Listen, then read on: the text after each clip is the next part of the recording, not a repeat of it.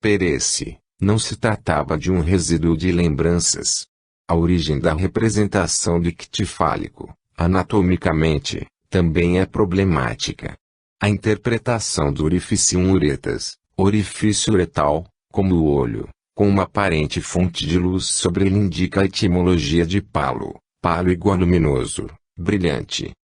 O palo deste sonho parece, em todo caso, um deus subterrâneo que é melhor não mencionar. Como tal, morou em mim através de toda a minha juventude e reaparecia cada vez que se falava, com demasiada ênfase no Senhor Jesus Cristo. O Senhor Jesus Cristo nunca foi para mim, completamente real, aceitável e digno de amor, pois eu sempre pensava em sua equivalência subterrânea como uma revelação que eu não buscara e que era pavorosa. Gostaríamos de fazer aqui algumas considerações que me parecem pertinentes ao caso. A interpretação de Jung, como se pôde ver, não coincide com as que acabamos de ver. Ela faz alusão às religiões agrárias e à divindade subterrânea. Ele não consegue explicar a origem da abóbada.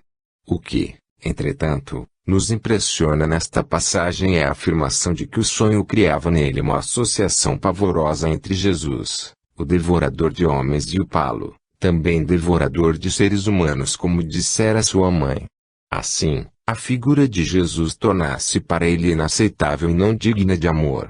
Se, porém, admitirmos que Jung, em vidas passadas, convivera com crenças pagãs, com mitos que respeitava e deuses que aprendera a honrar, é natural que tivesse para com Jesus e o cristianismo mais forte hostilidade, uma vez que foi com a religião do Cristo que o paganismo teve de recuar até perder por inteiro seu domínio e importância. Provavelmente, isso explicaria o sentimento com que Jung pensa a religião antiga, principalmente a gnose religião que ainda estava nele e que o sonho com o palo, Deus subterrâneo e recalcado, o faz recordar. Jung, em sua autobiografia, narra fatos que ele chama de sonhos, mas que a sua própria narrativa admite outra explicação. Conta ele que, em seu quarto, durante a noite, ele era envolvido por uma atmosfera abafante de mistério e pela sensação da presença de seres invisíveis. Os pais dormiam em quartos separados e ele dormia com o pai. Do quarto de sua mãe, vinham influências inquietantes. Uma noite, ele viu sair do quarto dela uma figura vagamente luminosa cuja cabeça separou-se do pescoço e ficou pairando no ar como se fosse uma pequena lua. Logo apareceu outra pequena cabeça que se elevou no ar. Esse fenômeno se repetiu por 6 ou 7 vezes. Outro fato interessante diz respeito às suas crises de pseudocrupe com acesso de sufocação. Durante essas crises o menino ficava de costas e era sustentado pelo pai. Nesses momentos das crises, ele via um círculo de cor brilhante, do tamanho da lua cheia, onde se moviam figuras douradas que ele tomava por anjos. Essas visões melhoravam sensivelmente as suas crises, diminuindo-lhe a sufocação e atenuando-lhe a angústia. Do que Jung está falando nesses casos? Ele está sofrendo alucinações de natureza material ou está presenciando como médium, que acreditamos, que fosse, fenômenos de origem espiritual. Será que espíritos levianos ou brincalhões, poltergeist, brincavam com ele, pondo e retirando suas cabeças fluídicas para assustá-lo? Será que bons espíritos, seus amigos, vinham assisti-lo em suas crises agudas de sua respiração? As duas hipóteses são viáveis, contudo prefiro ficar com a segunda porque, como veremos ao longo desse trabalho, é mais evidente, constante e nem sempre pode reduzir-se a simples alucinação. Um outro relato, não menos interessante, feito por Jung nos parece bastante adequado ao nosso trabalho. Vamos a ele. Lembro-me de que, nessa época, entre meus 7 e 9 anos, gostava de brincar com fogo. Em nosso jardim, havia uma parede construída com grandes blocos de pedra, cujos interstícios formavam curiosos vazios. Com a ajuda de outras crianças, eu costumava manter uma pequena fogueira dentro deles. O fogo deveria arder sempre, portanto, Era necessário alimentá-lo continuamente. Devíamos unir nossos esforços a fim de juntar a madeira necessária. Ninguém senão eu tinha licença para cuidar diretamente do fogo. Meus amigos podiam acender outras fogueiras em outros buracos, mas elas eram profanas e não me diziam respeito. Só o meu fogo era vivo e tinha um evidente caráter sagrado. Durante algum tempo, foi esse o meu brinquedo favorito. Estamos aqui frente a um fato muito curioso e significativo. Temos uma criança com cerca de 9 anos, praticando, sem disto se dar conta, de uma forma de religiosidade muito antiga, conhecida pelos estudiosos de velhas culturas, como o culto do fogo familiar. Tratando deste assunto, escreveu Fustel de Coulanges. Toda casa de grego ou de romano possuía um altar.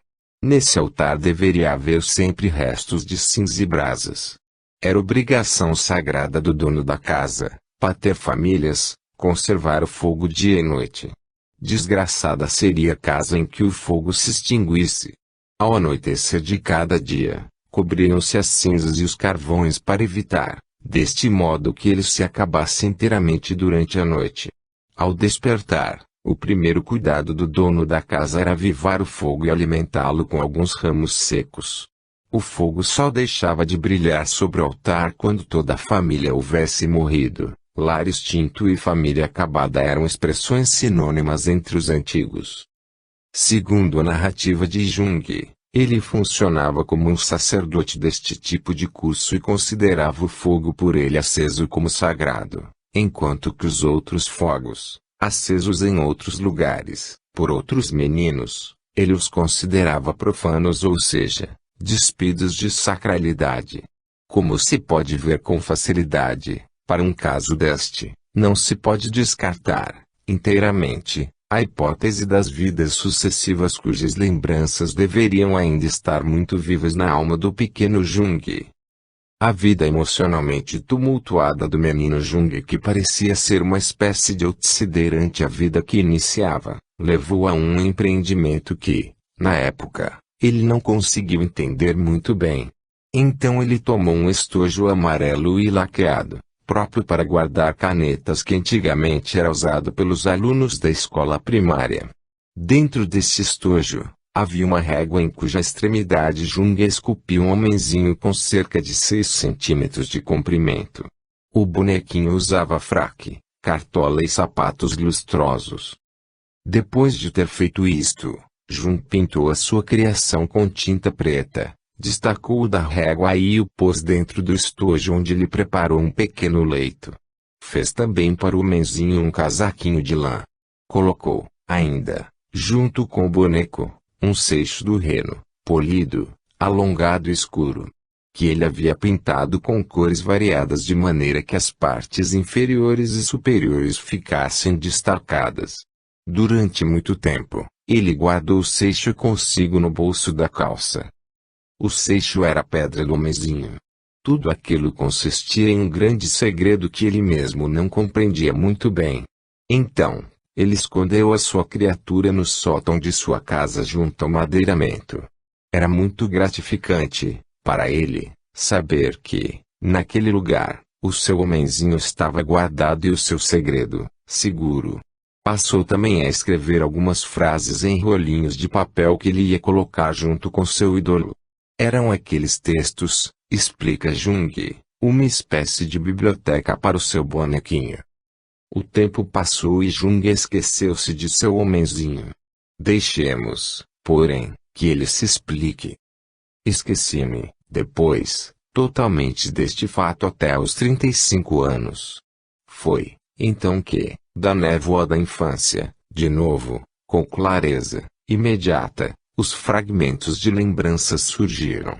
Quando ocupado em preparar o meu livro Símbolos e Transformações da Libido, acerca dos cais de pedras da alma, perto de Alezene e sobre os Xuringas, descobri também que eu fizera uma imagem muito precisa de tais pedras, embora jamais houvesse visto antes qualquer reprodução delas. Ali estava, na minha gente, a imagem de uma pedra polida, pintada de tal maneira que a parte inferior se distinguia da superior. Mas ela não me parecia algo desconhecido e foi então que me voltou à lembrança o estojo amarelo de guardar canetas e um homenzinho. Este era um pequeno deus oculto dos antigos, um telésforo que, em muitas representações antigas, aparece perto de Esculápio para o colo e um rolo que tem na mão. O próprio Jung se admira de ter feito o homenzinho e pintado a pedra. Diz dele que, pela primeira vez, passou a admitir que, na alma, existem elementos que penetram na psique individual a partir de uma determinada tradição. Com este comentário, pela primeira vez, Jung, embora muito de leve, toca na possibilidade da reencarnação, posto que, mais tarde, infelizmente, deverá repudiar a hipótese reencarnatória, pelo menos em público. Capítulo 2. Um rapaz muito especial. Entre os 11 e os 12 anos, em 1886, Jung foi enviado ao ginásio de Basileia. Naquela época, em geral, abriam-se aos rapazes oportunidades diversas. Nesse momento da vida, os meninos mais pobres davam-se por satisfeitos e iam trabalhar. Aqueles, porém, que eram mais afortunados ingressavam na escola secundária que estava também abertas às meninas que frequentavam o turno da tarde em oposição aos meninos que vinham pela manhã. Alemão e matemática eram matérias comuns aos meninos e às meninas, depois os currículos se modificavam. Os meninos aprendiam civismo, agricultura, geometria, contabilidade e desenho, além de praticarem ginástica. As meninas estudavam economia doméstica, costura e bordado, jardinagem e puericultura 16. Deixando esses cursos com a idade de 15 anos, os rapazes poderiam aspirar a empregos considerados melhores como garçons, lavradores ou guardas florestais e as meninas já estariam prontas para casar. Havia, por fim, um terceiro grau que corresponderia ao nosso estudo universitário onde se poderia aprender as línguas clássicas, grego e latim, e diversas outras humanidades. Apesar das dificuldades econômicas de seu pai, Jung conseguiu ser matriculado neste grau mais avançado. Foi nesse momento de sua vida que ele tomou plena e dolorosa consciência da situação econômica de sua família.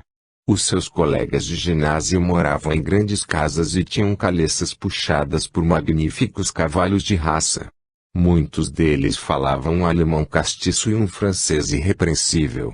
Eram rapazes limpos, bem vestidos, perfumados e sempre com muito dinheiro no bolso, enquanto ele assistia às aulas com os sapatos furados e as meias molhadas.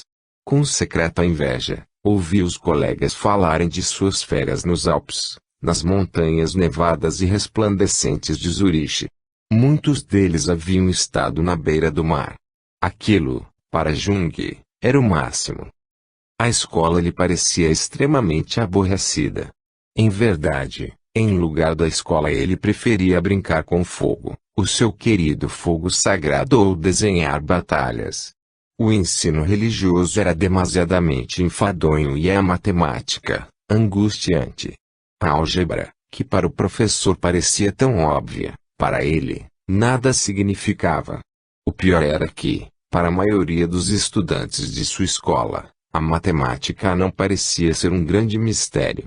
O professor se esforçava para ensinar a seus alunos os segredos dos números, mas a matéria não interessava a Jung de forma alguma. Entretanto, em razão de sua inteligência viva para as outras matérias e a sua excelente memória visual, Jung conseguia boas notas mesmo em matemática e o seu boletim escolar não era dos piores. No princípio do verão de 1887, aconteceu com Jung um fato digno de nota. Era mais ou menos meio-dia e ele estava na escola esperando um colega, quando um aluno, seu desafeto, deu-lhe um soco por trás e ele caiu, batendo com a cabeça no chão. O golpe o deixara atordoado por algum tempo. Durante este incidente, um pensamento atravessou-lhe a mente: agora não mais preciso ir à escola. Durante algum tempo, ele ficou prostrado no solo e, depois, foi erguido e levado para a casa de uma de suas tias que morava nas proximidades. A partir deste acontecimento, ele passou a sofrer síncopes todas as vezes em que seus pais o mandavam para a escola ou mesmo lhe mandavam fazer os exercícios propostos pelo professor. Em razão disto, ele ficou 6 meses sem ir à escola. Aquilo foi um achado para mim, lembra Jung. Passava, então, todo o seu tempo em liberdade, passeando na beira do lago ou entregue à arte do desenho que ele apreciava muito. Sobre este período, comenta Jung. Ora pintava cenas selvagens de guerra ou velhos castelos que eram atacados e incendiados, ora enchia páginas inteiras de caricaturas. Ainda hoje, até no momento de dormir, tais caricaturas aparecem. São caras grotescas que mudam continuamente. Às vezes apareciam rostos de pessoas conhecidas que logo depois morriam. Melhor do que tudo, porém, era mergulhar completamente no mundo do mistério. A ele pertenciam as árvores, a água, os pântanos, as pedras, os animais, a biblioteca de meu pai. Era maravilhoso. Entretanto eu me afastava cada vez mais do mundo com um leve sentimento de má consciência. Consumia meu tempo flanando, lendo, colecionando e brincando. Mas, nem por isso era mais feliz. Pelo contrário, tinha como que a obscura consciência de que estava fugindo de mim mesmo. Assim viveu o menino Jung durante muito tempo despreocupado com as atividades escolares. Aconteceu, entretanto que, certo dia, ele ouviu uma conversa entre seu pai e um amigo. Em um certo momento, o visitante perguntou a Paulo Aquiles: "E seu filho, como vai?" "Ah, é uma história penosa. Os médicos ignoram o que ele tem. Falaram em epilepsia, seria terrível se fosse incurável. Perdi com ele o pouco que tinha. E o que será dele se for incapaz de ganhar a vida?" Jung, ouvindo estas palavras, ficou literalmente preocupado. Não gostava nem mesmo de imaginar que pudesse ter o destino que seu pai imaginava para ele. Cautelosamente, saiu do lugar onde estava escondido ouvindo a conversa, entrou no escritório de seu pai, tomou uma gramática latina e começou a estudar. Procurou se aplicar-se em um esforço de concentração. Este esforço foi acompanhado pela frase: "Não vou mais desmaiar." Em cerca de 1 hora, desmaiou ainda por 3 vezes, mas, por fim, os desmaios cessaram para sempre e ele voltou para a escola sem que as suas crises voltassem. Em uma outra oportunidade, Jung foi convidado para passar as férias com a família de um seu amigo de escola. O convite pareceu-lhe muito bom porque a casa ficava na beira de um lago, o Lago Lucerna, onde havia um abrigo para canoas e um barco a remo. O pai do amigo de Jung permitiu que os meninos usassem o barco desde que com muita cautela. Jung, que já possuía alguma prática com botes a remo, entrou na frágil embarcação com seu amigo e remou para o meio do lago, onde começou a fazer um grande número de imprudências. O dono da casa, que havia ficado na beira do lago, vendo as bobagens que Jung fazia e temendo pela segurança dos peraltas, chamou-os com um assobio e quando os 2 rapazes voltaram, o pai do amigo admoestou Jung com severidade. Enquanto recebia a reprimenda, Jung viveu uma ambiguidade. Por um lado admitia que a repreensão era plenamente justificada, contudo, ao mesmo tempo, sentia uma grande raiva daquele homem grosseiro, gordo e sem instrução que ousava chamar a sua atenção com toda aquela dureza. Quem ele pensava que era para falar assim como se ele fosse um menino de escola?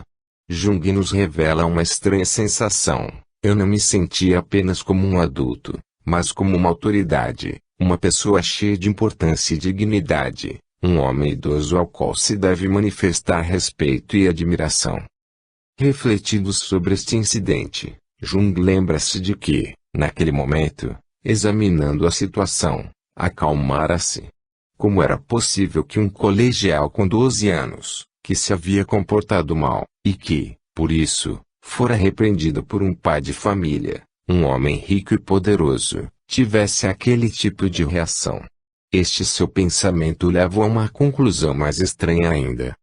Perturbadíssimo, Tomei consciência de que havia em mim duas pessoas diferentes. Uma delas um menino de colégio que não compreendia matemática e que se caracterizava pela insegurança. Outro era um homem importante de grande autoridade com que não deveria brincar, mais poderoso e influente do que aquele industrial.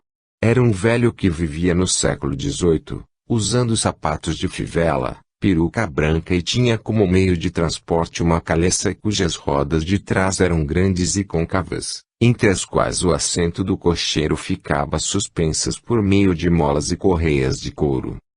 Temos aqui um fenômeno de cisão da personalidade, muito comum nos esquizofrênicos e nos médiums. Em Jung, de nosso ponto de vista, o motivo desta divisão deve-se, por certo, à interferência de uma recordação reencarnatória que, como se sabe, é muito comum nas crianças. Esta concepção que estamos defendendo e que pode parecer demasiadamente ousada é respaldada, ou pelo menos reforçada, em um outro relato de C.J. Jung. Conta ele que, dias antes da experiência que acabamos de relatar, estava em Klein, o Ningen, perto de Basileia onde morava, quando viu um fiacre verde que passava em frente de sua casa, vindo da Floresta Negra. Era uma calheça antiga que lembrava bastante as usadas no século XVIII. Logo que a viu Jung falou excitado, ela é do meu tempo. Jung teve a impressão de reconhecer o veículo e de já ter sido transportado por um deles. Sente, então, uma forte emoção. Uma espécie de nostalgia ou de saudade, saudade de um tempo que havia passado, mas que permanecerá nele na forma de reminiscência que, às vezes, o assaltava sem que ele o desejasse. A relação de Jung com o século XVIII aparece de forma ainda mais nítida em um incidente que passo a narrar aqui. De uma certa feita, ele viu, na casa de uma de suas tias, uma estátua que representava em terracota pintada dois personagens daquele século. Um deles era um personagem tradicional da Basileia, o Dr. Stuckelberger, e a outra uma das clientes dele. A estátua representava uma anedota muito conhecida segundo a qual o velho Esculápio encontrou junto à ponte do Reno, uma mulher hipocondríaca que o deixava aborrecido com as suas queixas constantes de que estava doente. O médico pediu a ela que abrisse a boca e pusesse a língua de fora e fechasse bem os olhos. A mulher apressou-se em cumprir as ordens do médico e este, ao vê-la naquela situação ridícula, saiu de fininho, deixando-a de pé, no meio da rua, com os olhos fechados e a língua de fora, o que foi motivo de grande hilaridade por parte dos passantes. Examinando a estátua cuidadosamente, os olhos de Jung se fixaram no sapato do Dr. Stuckelberger. De repente, ele teve a clara impressão de que já havia usado aquele tipo de sapato. Aquela ideia o perturbou e não pouco. Ele podia sentir aqueles sapatos em seus pés. Era, de fato, uma experiência incrível. Leamos mais uma vez as palavras do próprio Jung, que se mostra inquieto com aquele tipo de comportamento. Como eu poderia permanecer no século XVIII?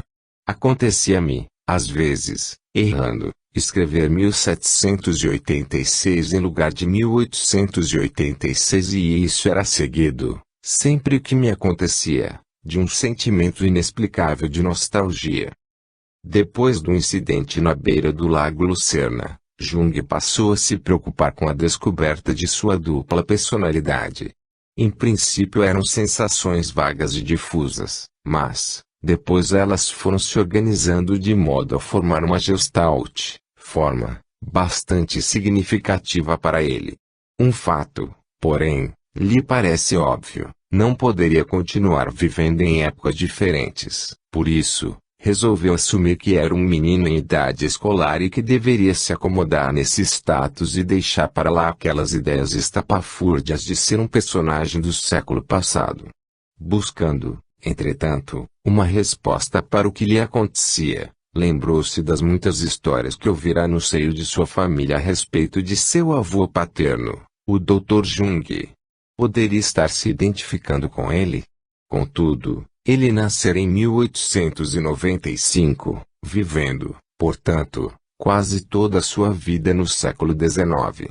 Além disto, ele havia morrido bem antes do nascimento de Jung, tornando-se muito difícil, se não impossível, uma identificação nessas circunstâncias.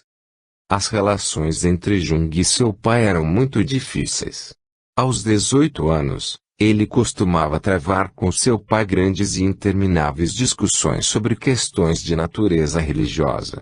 A intenção de Jung, convidando seu pai para o debate religioso, era auxiliar o velho pastor em seus conflitos de consciência. Paul Aquiles se refugiava na fé, porém, em uma fé pontilhada de dúvidas que ele, quando questionado, negava possuir. Repetia para o filho que o importante era crer, contudo, não parecia estar muito certo do que dizia. Assim, as discussões entre pai e filho sempre acabavam por magoar os dois e a nada conduziam exceto a aumentar ainda mais o abismo entre ambos. Jung, então, inicia um processo de aproximação com os rapazes de sua idade e de sua classe social.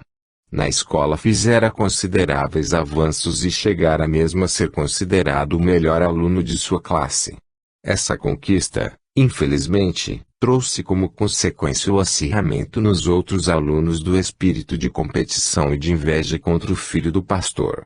Na escola onde ele estudava havia educação física e, nas aulas dessa disciplina, havia jogos esportivos.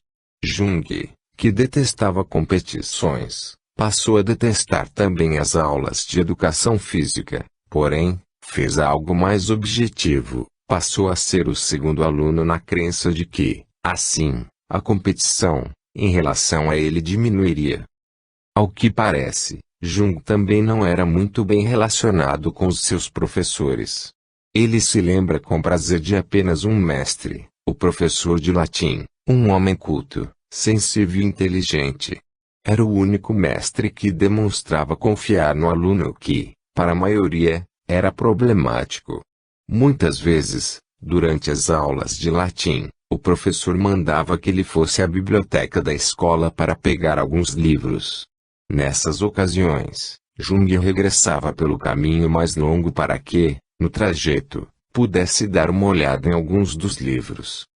Em geral, os professores consideravam Jung um tolo, desordeiro e provocador de distúrbios. Se acontecia algo de errado na escola era dele que logo se desconfiava. Se havia alguma briga, dizia-se logo que fora o filho do pastor que a instigara. Em verdade, porém, Jung apenas uma vez se envolveu em uma briga séria. Isso aconteceu quando um grupo de 7 alunos se reuniu para lhe dar uma lição. Jung estava, então, com 15 anos e era muito alto e forte. Vendo-se atacado, pegou um dos agressores e rodou com ele de tal modo que as pernas do garoto derrubaram os outros. Ante aquela demonstração de força, os atacantes fugiram e, desde aquele dia, deixaram-no em paz. Como dissemos alhures, a mãe de Jung era médium. Um certo dia, um incidente banal fez Jung desconfiar de que sua mãe possuía também o mesmo problema de dupla personalidade que acontecia com ele. Chegou a imaginar que sua mãe fosse uma pessoa durante o dia e outra à noite. Durante a noite, ela parecia a ele uma vidente, médium, um animal e uma sacerdotisa caca e cruel. Ele acreditava também que Méliès tinha o dom de ver as pessoas além da roupagem física e que ele participava com ela deste mesmo dom. Para justificar a sua teoria, ele relata o seguinte caso. Certo dia, ele foi a uma festa de casamento de uma amiga de sua mulher, cuja família ele não conhecia. Durante a festa foi apresentado a um senhor dono de uma bela barba que, segundo lhe disseram, era advogado. Jung sentou-se com o homem e entabularam uma conversação sobre psicologia criminal. Em um certo momento, o homem fez a Jung uma pergunta e este, para melhor aclarar o seu pensamento, imaginou um caso para servir de ilustração. A proporção que contava, com o objetivo de tornar a sua narrativa mais interessante, Jung adornou o caso com detalhes que lhe ocorreram à mente. A proporção que Jung falava, foi notando que o seu interlocutor ficava cada vez mais incomodado. O incômodo chegou a tal ponto que o advogado, não mais resistindo, interrompeu dizendo que, contado aquela história, Jung estava sendo demasiadamente indiscreto. Jung achou estranha aquela observação e ponderou que havia inventado, naquele momento, a história que contara. Para seu espanto, então, soube que havia relatado um fato acontecido com aquele homem. Por vezes, Jung confessa que aconteceram com ele fatos semelhantes. De quando em quando, subitamente, inteirava-se de coisas sobre outras pessoas que normalmente não poderia conhecer. Esse conhecimento se dava sempre de um modo inesperado a respeito do qual não tinha o menor controle, e o mais interessante é que ele não se esquecia das coisas que havia falado nessas ocasiões. No caso do advogado, porém, ele diz que, tendo acabado de falar, esqueceu-se inteiramente do que havia dito e que este esquecimento durou até o momento em que estava escrevendo as suas memórias, nas quais se encontra o referido relato. Esses fatos são muito comuns na ação mediúnica. Muitas vezes, o espírito desencarnado, desejando dar um recado a uma pessoa, se valem de um médium tomando emprestado o seu aparelho vocal, colocam em sua boca as palavras que querem dizer. Se houver inconsciência por parte do médium, ou se não for do interesse do espírito comunicante que o médium saiba das palavras que pronunciou, ele pode apagá-las da mente dele e este as esquece completamente. Lembrando que sua mãe possuía esse tipo estranho de comportamento, Jung conta que ela, muitas vezes, falava a ele com a sua segunda personalidade e o que ele lhe dizia parecia tão grave e verdadeiro que lhe causava estremecimentos. Era, entretanto, um fenômeno raro. Se ela demorasse um pouco mais nesses diálogos, a sua segunda personalidade poderia ser um interlocutor bastante válido, comenta Jung. Esses contatos com a mediunidade de sua mãe e com a sua própria, talvez tenha sido um dos motivos que atraiu Jung para os domínios do espiritualismo com menor dose de preconceito do que a maioria dos intelectuais de sua época, inclusive Sigmund Freud. Por esta razão, em sua primeira viagem aos Estados Unidos, ao se encontrar com William James, tenha ficado tão satisfeito. Jung admirava William James embora soubesse que ele era um entusiasta da mediunidade e do espiritismo. Foi este psicólogo americano quem estudou com grande espírito de isenção e honestidade a mediunidade de Eleanor Piper, a Sra. Piper, como ficou conhecida entre os estudiosos de metagnomia, parapsicologia e espiritismo. Não seria inoportuno lembrar aqui que Jung se mostrou tão aberto e simpático ao trabalho de James que chegou a citar Imperator, o espírito guia da Sra. Piper, para corroborar a sua tese sobre o ânimos. Voltemos, porém, a tratar das relações de Jung com seu pai. A leitura de memórias, sonhos e reflexões revela, mesmo a um leitor pouco atento, que ele possuía, apesar dos desencontros em matéria religiosa, mais afinidade com seu pai do que com sua mãe. Tem-se a impressão de que esses três espíritos, Jung estava com cerca de 16 anos, reencarnaram juntos, na mesma família, para reciclarem velhas hostilidades, antigos desencontros, mas que não conseguiram fazer grandes avanços neste sentido. Havia momentos em que Jung pensava em se aproximar de seu pai para discutir com ele suas dúvidas religiosas. Entretanto, recuava por acreditar que já sabia de antemão o resultado daquele colóquio, respostas prontas e dogmáticas, as mesmas de que se utilizava em seu magistério. Esta falta de diálogo entre pai e filho criava uma situação indesejável do ponto de vista educacional.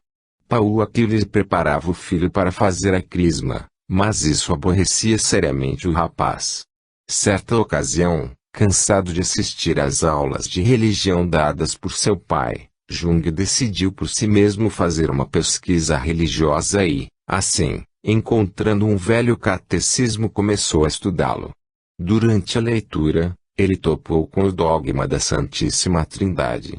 A ideia de uma trindade que se reduzia a um Deus único interessou, vivamente, O rapaz, contudo, ao falar a seu pai sobre este assunto, este lhe respondeu: passemos por alto sobre a questão da Trindade, porque eu também jamais entendi tal coisa. Por um lado, Jung achou bonita a atitude de seu pai ao declarar, com toda sinceridade, a sua ignorância. Por outro, todavia, não podia aceitar que ele abordasse tal assunto em seus sermões. Esta segunda parte o decepcionava bastante e ratificava a ideia que fazia de seu pai, um homem frágil, confuso, imerso em dúvidas quanto à sua própria fé. Mesmo assim, Jung aceita fazer a crisma sob a orientação de seu pai, porém, vê naquela cerimônia uma espécie de forma sem conteúdo. Vamos ler mais uma vez o texto de Jung. O malogro da minha comunhão teria sido um fracasso meu? Eu me preparava com a maior seriedade esperando viver, através dela, a graça e a iluminação, mas nada disto aconteceu. Deus permaneceu ausente. Por sua vontade, separei-me da igreja e da fé de meu pai e de todos os outros à medida que representavam a religião cristã. Caíra fora da igreja e este acontecimento turvou, tristemente, os anos que precederam o início dos meus estudos universitários. Desse dia em diante, Jung está certo do seguinte: se desejar ter um verdadeiro encontro com Deus, seu pai, muito pouco ou quase nada poderá fazer para ajudá-lo. Assim, ele volta para sua pesquisa independente e, para tanto, vale-se da pequena e acanhada biblioteca de seu pai, à procura de um livro que pudesse instruí-lo com respeito à existência de Deus. A maioria dos livros que encontrava, porém, possuíam concepções demasiadamente tradicionais da divindade. Enquanto o procurava, caiu-lhe nas mãos um livro, publicado em 1869, intitulado Dogmática Cristã, escrito por um certo Beardman. O livro impressionou Jung porque lhe pareceu que o autor expressava algumas ideias próprias que fugiam da mesmice dos livros anteriores. Ali, o rapaz lê a seguinte definição de religião: religião é um ato espiritual de relacionamento do homem com Deus. Jung se interessa por aquela definição uma vez que, para ele, as relações entre o homem e Deus eram impossíveis, já que Deus é imensamente mais forte que o homem. Assim, se era possível aquela relação, tornava necessário que o homem conhecesse melhor Deus, uma vez que não se pode relacionar-se com uma coisa que não se conhece. Interessado, dá início à leitura da Bíblia com o objetivo de melhor conhecer a divindade. À medida que incrementava sua pesquisa, mas encontrava dificuldades para explicação cartesianamente clara da ideia de Deus. Lendo o livro da Gênesis, primeiro livro do Pentateuco, Jung esbarrou com uma afirmação sobre o Criador que, a cada momento de sua criação, parece estar satisfeito com o que realizava, e Deus viu que era bom. Como Deus poderia achar que era bom um mundo onde campeia a doença, a velhice e a morte? Pensava Jung. Como Deus poderia ter criado o paraíso e colocado lá a serpente, ou permitido que ela entrasse, para pôr fim àquele espaço de perfeição? Custava-lhe crer que Deus sentisse algum tipo de satisfação com um mundo marcado pela dor, tanto dos homens como dos animais. E mais, qual seria o lugar do diabo no mundo de Deus? Seria Satã também uma criatura de Deus? Tudo aquilo lhe parecia um absurdo ou mesmo uma arrematada tolice. Por esta época sua mãe lhe dá para que leia o Fausto de Goethe. O interessante é que ele acredita que tenha sido a personalidade número 2 de sua mãe, um espírito, um guia, que lhe dera aquele livro. A sua leitura o impressionou sobremodo. Vamos ler a opinião de Jung sobre o Fausto. Vi assim, confirmado o fato de que havia ou houver homens que encaravam o poder do mal no mundo e, ainda mais, que percebiam o papel misterioso desempenhado por ele no sentido de libertar o homem das trevas do sofrimento. Assim, Goethe foi, para mim, uma espécie de profeta. Esta frenética busca de Deus leva Jung a ler filosofia no Dicionário Geral de Filosofia e outros livros. Este conjunto de leituras deu ao rapaz um conhecimento bem acima da média dos jovens de sua idade, o que lhe causou um incidente bastante desagradável. Certo dia, um professor mandou que seus alunos, inclusive Jung, fizessem uma redação. Como o tema lhe parecesse interessante, ele se esmerou muito e, terminado o seu trabalho, entregou ao professor e ficou à espera do resultado. No dia em que o professor entregou à turma a redação corrigida, Jung estranhou porque a sua não lhe havia sido entregue. Ao final, o professor disse, sem o menor constrangimento, que o melhor texto havia sido de Jung, mas que não acreditava que houvesse sido escrito por ele. Achava que a redação estava muito além da capacidade de um aluno comum e chegou a dizer que, de quem ele havia copiado, o expulsaria da escola. O mestre, diz de ter dito essas palavras duras e injustas, limitou-se a virar-lhe as costas, não lhe dando oportunidade de se defender. Jung ficou indignado e, por um instante, acalenta em seu íntimo o desejo de se vingar do professor prepotente e arbitrário. Em seguida, refez esta posição e considerou que não havia motivo para agitação.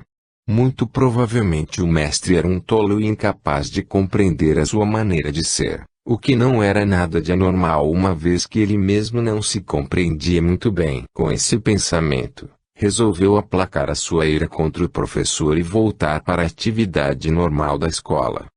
Os colegas da escola o apelidaram de Pai Abraão e o chamavam também de Barril, e Jung não se importava muito com isso. Motivado pelo desejo de aprender cada vez mais, Jung mergulha, com entusiasmo, no estudo da filosofia. Entra, então, em contato com filósofos pré-socráticos como Pitágoras de Samos, Heráclito de Éfesos, Empédocles de Agriento, Parmênides de Eleia. Essas leituras o levam por fim ao divino Platão. Toma-se de paixão pelo pensamento grego. Diz que Immanuel Kant, teólogo, místico e filósofo alemão, ciente pela primeira vez, o sopro da vida, posto que não entendesse muito bem aquele pensamento. O pensamento cristão, contudo, o deixa indiferente. Desgosta-se do intelectualismo aristotélico de Tomás de Aquino, que lhe parece, além de superficial, demasiadamente árido. Desconfia do racionalismo hegeliano. O seu grande encontro intelectual, porém, se dá com o filósofo alemão Arthur Schopenhauer, 1788 a 1860. O que mais impressiona neste pensador é a maneira de abordar o sofrimento do mundo, coisa que não havia visto ainda em outro filósofo. Por fim encontraram um homem que não tivera medo de falar das imperfeições existentes nos fundamentos do mundo. Schopenhauer não falava de uma providência sábia e justa e de uma harmonia na criação. Pelo contrário, ele falava claramente da perversidade que provinha apenas de uma coisa, da cegueira da vontade criadora. A filosofia de Schopenhauer parecia-lhe correta porque perfilhava uma simples visão do mundo que não excluía a dor e o sofrimento.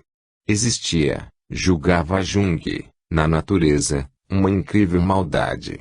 Quando menino, havia visto minhocas devoradas, aos poucos, pelas formigas, insetos que se despedaçavam, raposas sarnentas, pássaros doentes, etc.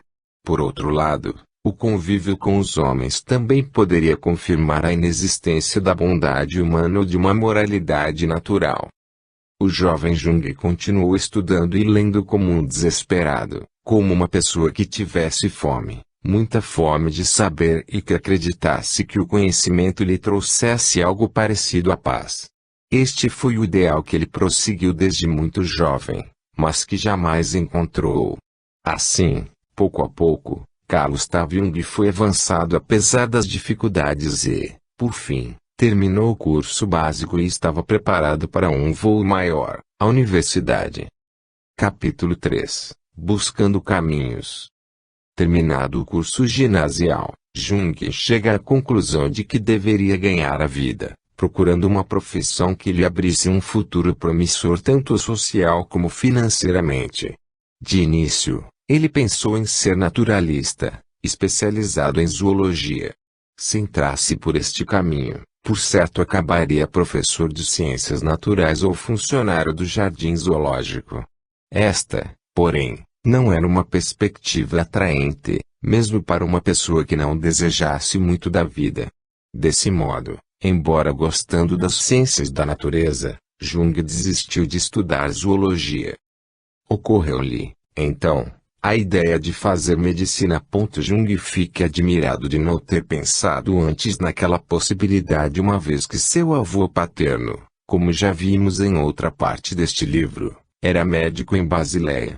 Explica esse esquecimento e até mesmo uma certa resistência a ser médico, pelo fato de haver, muito cedo, imaginado para si mesmo uma divisa: jamais imitar pessoa alguma. Ante a necessidade de tomar uma decisão fundamental em sua vida, resolve rever sua posição e considera favorável à medicina o fato de que os estudos médicos se relacionavam às ciências naturais, uma das disciplinas que Jung mais gostava. Feita a escolha, havia um outro grave problema: como fazer um curso caro como medicina sendo um estudante pobre. Sem dinheiro, não poderia, por exemplo, estudar em uma universidade estrangeira. Por ser pouco simpático aos professores e aos colegas, não esperava contar com a ajuda deles. Seu pai, que poderia bancar com apenas uma parte das despesas com os estudos de seu filho, pleiteou e conseguiu uma bolsa de estudo para ele. Este fato, que deveria ser visto como uma vitória, não agradou Jung, muito pelo contrário, provocou-lhe vergonha, pois, com a aquisição da bolsa, a sua pobreza ficaria demasiadamente exposta. Não haveria, porém, escolha, porque urgia tocar a vida para frente, uma vez que o tempo não para. Assim, na primavera de 1895, ele foi aprovado no curso de Ciências Naturais e Medicina na Universidade de Basileia. Paul Aquiles ficou muito satisfeito com a aprovação. Entretanto, a sua saúde tornava-se cada vez mais débil. No outono de 1896, Jung chegou à sua casa depois das aulas e, como era seu costume, perguntou pelo pai. O pastor Aquiles Jung estava muito mal e delirava. Sua mãe respondeu a pergunta dizendo: "Ele quer saber se você passou nos exames finais." "Sim. Foi tudo bem," respondeu Jung. O doente, que havia ouvido a resposta, suspirou aliviado e fechou os olhos. Jung aproximou-se de seu pai. Estavam os dois sozinhos, pois Emilia ficara ocupado no quarto ao lado. Paul Jung começa a deixar esta vida, estertora, agoniza. O rapaz percebe que o pai está morrendo. Vai ao cômodo ao lado chamar sua mãe. Ele estava sentada fazendo tricô. "Ele está morrendo," disse Jung. Ela deixou o tricô sobre a cadeira e foi até a cama de seu marido, mas ele já estava morto. Ela limitou-se a dizer admirada: "Como tudo acontece depressa." Os dias seguiram pesados e tristes como em um inverno chuvoso. Um dia, a mãe de Jung falou-lhe com a sua segunda voz: "Ele desapareceu na hora certa para você." Jung interpreta a frase de sua mãe como: "Vocês não se entendiam e ele poderia ser um obstáculo para você." Apesar da crueza aparente daquelas palavras, elas serviram para Jung como um lembrete de que uma parte de seu passado deveria ser definitivamente esquecida. Ele sente então uma forte sensação de virilidade e de liberdade. O seguir, ele se instala no quarto paterno e assume a posição de seu pai na família. Controla, agora, a economia familiar, uma vez que Emilia era inteiramente incapaz de fazê-lo. A esta altura da vida de Jung, acontece com ele um novo fenômeno inusitado. Vamos ler, porém, as próprias palavras de Jung. 6 semanas depois de sua morte, meu pai apareceu-me em sonho. Surgiu, bruscamente, diante de mim e me disse que havia voltado de férias. Tinha descansado e voltado para casa. Pensei que me censuraria por me haver instalado em seu quarto, mas ela nada disse. No entanto, envergonhava-me por haver imaginado que ele havia morrido.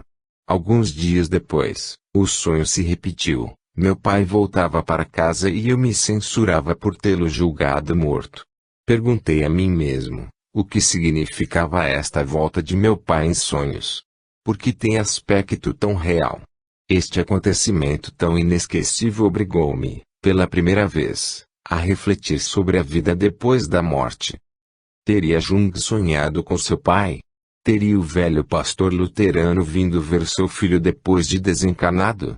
Ou ainda, teria Jung sido levado, por espíritos amigos ao plano espiritual onde estava seu pai para lhe dar uma prova da imortalidade da alma? As três hipóteses são possíveis embora preferimos a primeira delas. Jung ficou muito impressionado com seu sonho uma vez aquele fenômeno onírico com um sonho clássico em que as imagens aparecem, muitas vezes, absurdas e confusas ou se condensam em situações incompreensíveis, apresentada em linguagem rica de simbolismo. Não. Havia sido um sonho demasiadamente claro e objetivo, tão claro que leva o próprio sonhador a se perguntar, por que tem aspecto tão real? Este sonho, diz o próprio Jung, fê-lo refletir sobre a vida depois da morte. Com a ausência do pai, a situação econômica da família piorou consideravelmente e, por isso, a continuidade dele, na universidade, tornara-se difícil. Uma parte da família achava que o melhor a fazer seria Jung abandonar o seu curso universitário e ir trabalhar, como caixeiro, em uma casa de comércio para que a família pudesse ter uma renda, ainda que pequena, o mais rápido possível. Um irmão mais moço de Emilia dá uma colaboração para que a situação financeira da família fosse menorada e um tio do lado paterno empresta a Jung uma considerável soma em dinheiro para garanti-lo na universidade. Jung, por seu turno, consegue, com habilidade, vender uma coleção de peças antigas de uma de suas tias por um bom preço.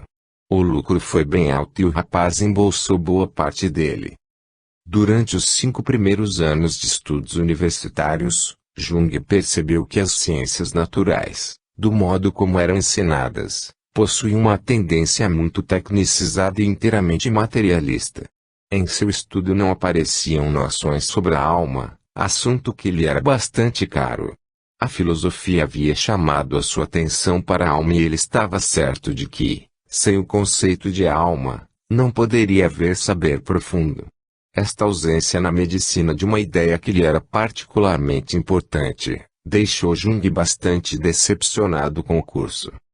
Um dia, porém, no final do segundo semestre Jung fez uma descoberta, no mínimo, inquietante.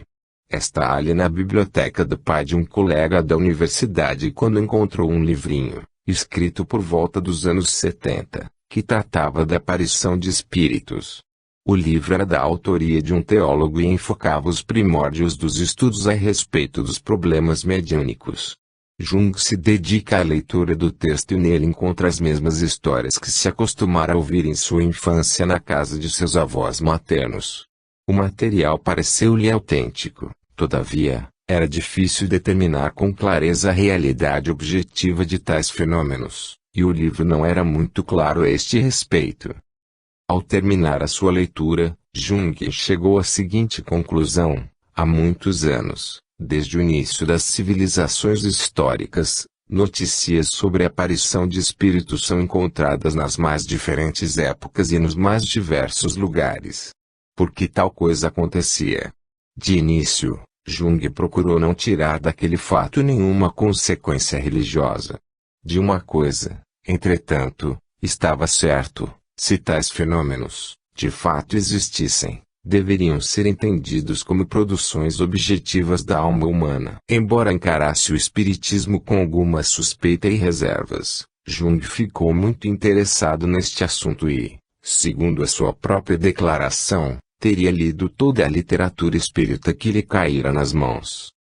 O fato é que a leitura desses textos entusiasmou o jovem Jung a tal ponto que ele começa a falar delas com seus colegas na universidade. A resposta que recebe deles é a gozação ou a negação pura e simples. Ele achava muito estranha aquela atitude preconceituosa de pessoas que negavam a possibilidade da existência de espíritos, das mesas girantes, afirmando que tais coisas eram simples embustes sem que, contudo, se dedicassem com seriedade ao estudo desses fenômenos. Para Jung, o comportamento de seus colegas parecia mais produto do medo do que outra coisa qualquer. Jung não conseguia entender qual o motivo para aquele comportamento de seus colegas e de muitos de seus professores. Deveriam desconhecer e, por consequência, temer o que não compreendiam: sonhos premonitórios, aparições de espíritos, memórias extracerebrais, percepção extrasensorial e animais, relógios que param misteriosamente na hora em que o seu dono ou uma pessoa com eles relacionada morria. Tudo isso interessava vivamente a Jung. Entretanto, também o preocupava o fato de se tornar uma pessoa excêntrica por acreditar neste tipo de coisa, e isso não era bom. O mais sensato que teria a fazer, acreditava Jung, era concentrar-se no estudo de medicina, deixando de lado as questões da paranormalidade. Assim, no semestre seguinte, ele se torna subassistente das aulas de anatomia e, no mesmo semestre, o professor encarregado das dissecações confiou a ele a direção do curso. Por outro lado, desagradava-lhe bastante as aulas de fisiologia por causa das vivisecações praticadas com animais a fim de ilustrar aulas demonstrativas. Magoava-lhe o sofrimento das cobaias que ele acreditava serem seus irmãos pela natureza e não meras coisas das quais se pudesse usar e abusar. Por isso, sempre que podia, costumava matar as aulas demonstrativas de fisiologia. O interessante é que ele não explica esta atitude compassiva para com os animais, nem a partir das leituras de Schopenhauer, onde se notam laivos do respeito pela natureza que se encontra no budismo, nem como fruto de uma atitude eticamente lógica com a que norteia as chamadas sociedades protetoras dos animais. Ele acreditava que o seu modo de ser, que o seu sentimento para com os animais, repousava, mais concretamente, em uma atitude própria do espírito primitivo de identificação inconsciente com os animais, como é comum ao totemismo. De fato, porém, Jung continua a conhecer muito pouco sobre si mesmo naquele caso e também em outros. Apesar de não gostar de fisiologia, Jung conseguiu ser aprovado nesta disciplina com boas notas. O tempo passou e Jung intensificou os seus estudos de filosofia. Aos domingos, lia Kant. Leu também ardorosamente a obra de Eduardo von Hartmann. Gostaria de ler Nietzsche, pois seu pensamento era, então, bastante discutido na universidade, embora relativamente rejeitado, mas não se considerou maduro o suficiente para compreendê-lo. Por fim, a curiosidade vence a cautela e ele leu o livro de Nietzsche. Assim falava Zaratustra e ficou impressionado considerando esta obra do mesmo nível do Fausto de Goethe.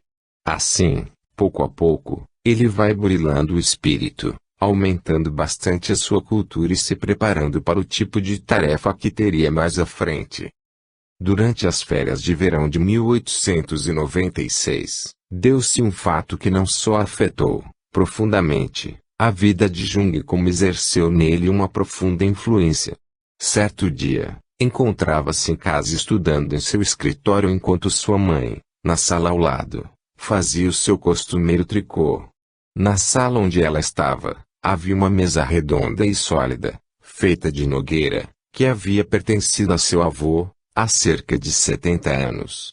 Emilie estava sentada perto da janela, em uma poltrona, mais ou menos a 1 metro da referida mesa. Jung se encontrava em casa somente com sua mãe, uma vez que a sua irmã estava na escola e a empregada, na igreja. Tudo estava calmo e silencioso quando, de repente, ouviu-se um estalo semelhante a um tiro de revólver. Jung levou um susto como seria de esperar, e, deixando seu escritório, correu para a sala onde estava sua mãe. Melhor aqui, porém, seria entregar o relato ao próprio Jung. Precipitei-me até a sala, de onde viera o estampido. Minha mãe, espantada, mantinha-se sentada, o tricô caía-lhe da mão. Olhando a mesa, ela balbuciava: "O que aconteceu?" Foi bem perto de mim. Constatamos o que acontecera, A tábua da mesa havia rachado até a metade de seu comprimento, não na sua parte colada, mas na madeira inteiriça. Fiquei perplexo. O que significava aquilo? A mesa era de nogueira sólida, cuja madeira se